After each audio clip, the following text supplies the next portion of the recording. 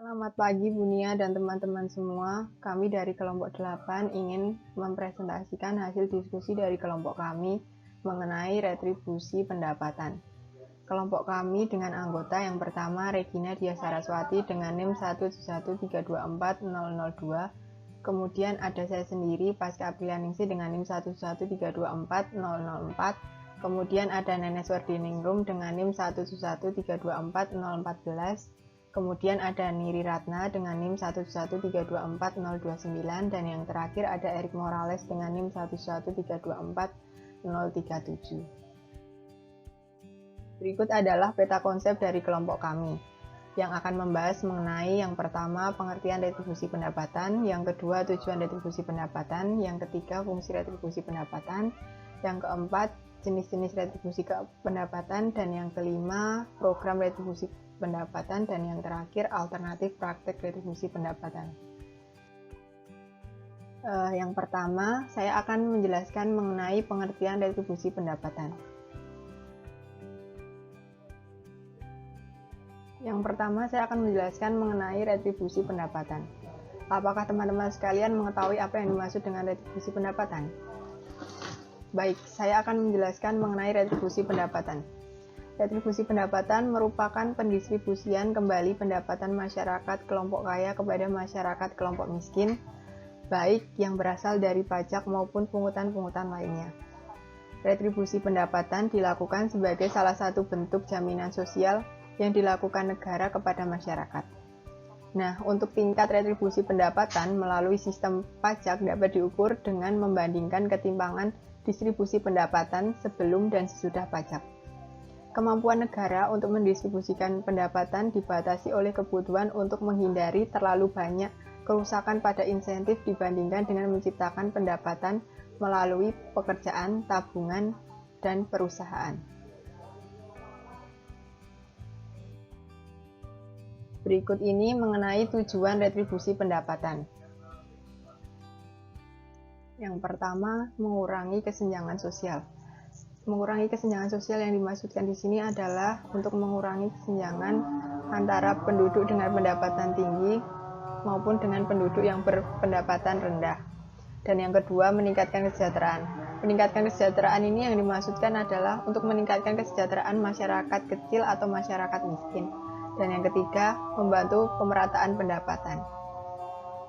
Selanjutnya akan dilanjutkan oleh teman saya. C. Fungsi redistribusi pendapatan. Fungsi secara umum, fungsi redistribusi pendapatan yakni membuat pendapatan masyarakat merata. Pemerintah dapat memanfaatkan pajak untuk membuka lapangan pekerjaan.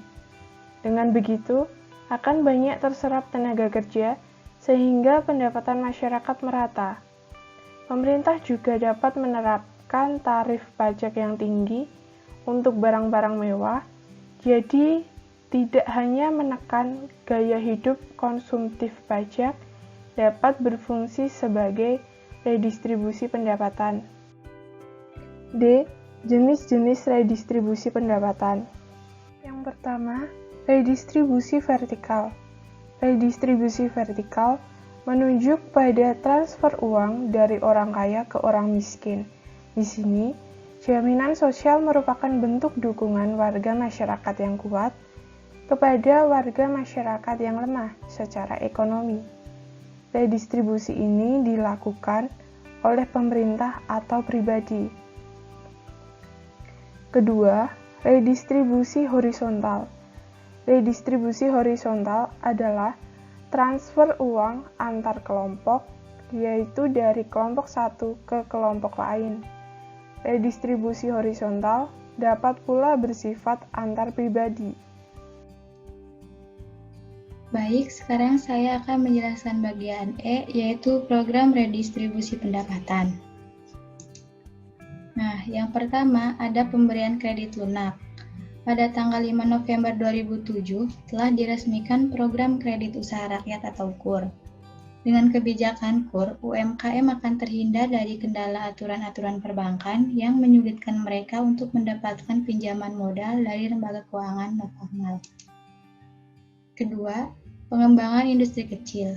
upaya pemerintah dalam melaksanakan pemberdayaan UMKM melalui penerapan Program Nasional Pemberdayaan Masyarakat Mandiri Pedesaan atau biasa disebut PNPM Mandiri Pedesaan. Yang ketiga, ada bantuan dana, yaitu upaya yang dilakukan pemerintah diantaranya melakukan bantuan langsung tunai atau BLT untuk memenuhi kebutuhan sehari-hari rakyat. Yang keempat, ada program redistribusi tanah oleh kementerian. Redistribusi tanah merupakan bagian program reforma agraria. Program ini diharapkan dapat membantu meningkatkan produktivitas kerja masyarakat. Terlebih saat ini di tengah pandemi COVID-19, reform agraria relevan untuk dikembangkan dan dipercepat. Yang kelima, ada program Corporate Social Responsibility atau CSR. Dengan adanya program pemerintah yang bekerja sama dengan swasta lokal dan asing untuk menjalankan program CSR, selanjutnya dapat dijadikan sebagai salah satu indikator tanggung jawab sosial untuk membantu mengembangkan dunia usaha kecil, menengah, dan koperasi. Terima kasih, selanjutnya akan dilanjutkan oleh teman saya. Baik, selanjutnya di sini saya akan menjelaskan mengenai program redistribusi pendapatan bidang pendidikan. Yang pertama ada Danabos. Danabos itu bantuan pendidikan berbentuk dana yang diberikan kepada sekolah dan madrasah untuk kepentingan non-personalia. Danabos diberikan berdasarkan jumlah siswa yang dimiliki sebuah sekolah. Tujuan khusus Danabos sendiri itu meringankan beban siswa dalam hal pembiayaan. Nah, sekolah dapat menggunakan Danabos untuk hal-hal sebagai berikut. Contohnya, untuk membeli keperluan alat-alat kesehatan seperti tenda, obat-obatan yang memiliki kepentingan untuk memajukan program sekolah. Dan kemudian ada KIP atau yang bisa kita kenal Kartu Indonesia Pintar. Nah, Kartu Indonesia Pintar ini sendiri merupakan bentuk pelaksanaan program Indonesia Pintar atau PIP yang menjadi program unggulan Presiden. Nah, Kartu Indonesia Pintar ini sendiri yang kita ketahui tujuannya adalah untuk membantu orang tua yang berkekurangan untuk menyekolahkan anaknya, serta anak-anak yang putus sekolah dapat sekolah kembali. Di mana KIP ini selain untuk membantu meringankan orang-orang yang kurang mampu, di sini anak-anak yang menerima bantuan KIP dapat terpenuhi juga kebutuhannya untuk keberlangsungan pembelajaran. Selanjutnya ada program redistribusi pendapatan bidang kesehatan. Yang pertama ada jaminan kesehatan masyarakat. Pemberian Jamkesmas bertujuan untuk memenuhi kebutuhan akan kesehatan yang gratis, seperti BPJS atau Kartu Indonesia Sehat. Di sini terdapat contoh-contoh BPJS kesehatan seperti yang kita ketahui ya teman-teman. Dan selanjutnya ada KIS atau Kartu Indonesia Sehat. Nah, di sini kita pasti semua orang sekarang sudah memiliki KIS ataupun BPJS. Di sini fungsinya itu di mana jika kita sakit atau kita berobat, jika kita memiliki BPJS atau KIS, kita akan tidak dipungut biaya karena setiap bulannya kita sudah urunan membayar untuk KIS atau BPJS itu sendiri. Dan kemudian ada yang kedua, program Keluarga Harapan atau PKH. Nah, PKH adalah program pemberian bantuan sosial bersyarat kepada keluarga miskin yang ditetapkan sebagai keluarga penerima manfaat PKH. Nah, PKH itu sendiri bantuan sosial bersyarat yang membuka akses kepada keluarga yang miskin atau kurang mampu, khususnya untuk ibu hamil ataupun anak-anak, agar dapat memanfaatkan fasilitas kesehatan. Kemudian yang F, kita akan membahas mengenai alternatif praktik redistribusi pendapatan, yaitu ada dua alternatif. Yang pertama itu adalah subsidi dalam rangka pendistribusian pendapatan pemerintah berupaya untuk mendorong usaha kecil dan menengah agar tetap hidup dan memiliki daya saing. Maka dari itu pemerintah memberikan subsidi berupa potongan harga ataupun memberikan tambahan modal kepada produsen. Nah, seperti pada PPT ini ada gambar di mana seorang petani menerima pupuk dari pemerintah yang berupa subsidi dari pemerintah, maksudnya begitu. Hal ini dilakukan untuk mendorong agar usaha kecil atau petani ini dapat tetap bertahan dan memiliki daya saing di masa sekarang.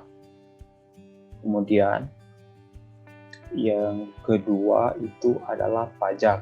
Nah, alternatif redistribusi pendapatan di Indonesia selain subsidi itu ada juga mendistribusikan pendapatan dengan pengenaan pajak.